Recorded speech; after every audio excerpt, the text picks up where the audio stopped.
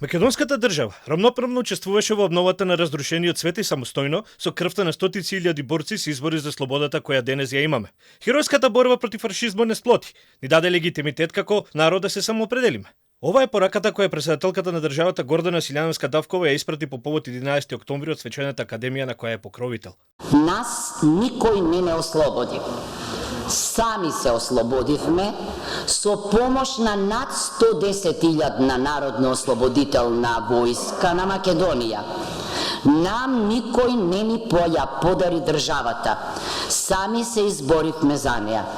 За нас антифашистичката беше и истовремено и народно-ослободителна војна во која дадовме 24.000 жртви.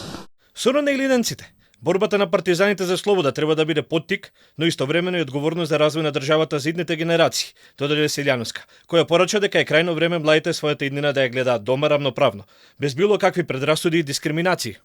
Изминативе 33 години ние се боревме за признавање на независноста, за членство во меѓународните организации, за зачувување на мирот, поредокот и соживотот во нашата татковина.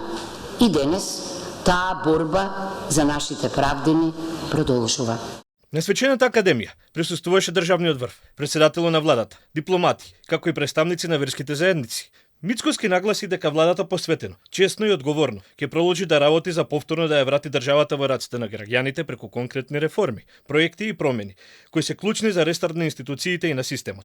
Народниот дух на пркоста и непокор кој беше демонстриран на тој 11 октомври трае и ден денес. Тој е движечка сила за промени и подобро утро. Тоа е мислата која не влече напред, дека секогаш може и мора подобро. Ако нашите дедовци имаа за цел да ја слобода државата, наша цел е да ја развиеме Македонија.